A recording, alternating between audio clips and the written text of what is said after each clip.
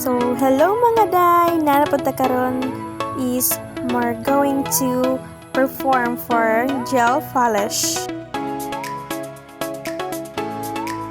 So, diya day no mga day, ang atong model karon is, ang among model karon is si Ma'am Step Salagan. So, day no, mga day diha jud mga day is nag-discuss ang among trainer about sa gel polish kay para di ta magpataka-taka mga day para kabalo taon sa process sa pag-gel polish.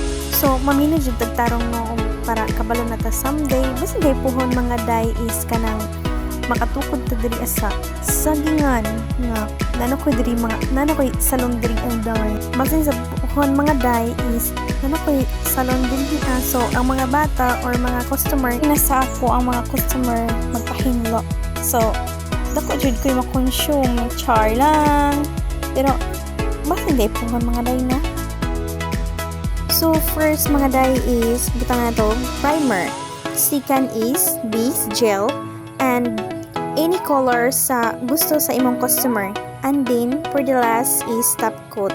So, naminaw to mga day, kay hindi siya ang proper or basic sa pag-gel polish. So, diha no mga day is happy kaayo ang amo teacher nga siya ang gimo na mga model. O, diba mga day? Makita mo po sa naong sa mong teacher nga happy siya. Diba mga klasot na mo nga namino dyan sila. Tapos, dala sud sa di ta malipay mga day no? Chika-chika sud sa ta magamay. Karon mabulon la kon sa ko istorya kay.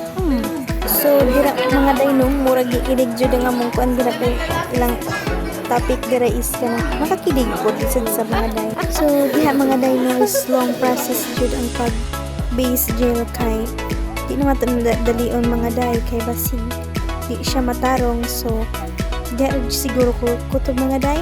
Thank you for watching.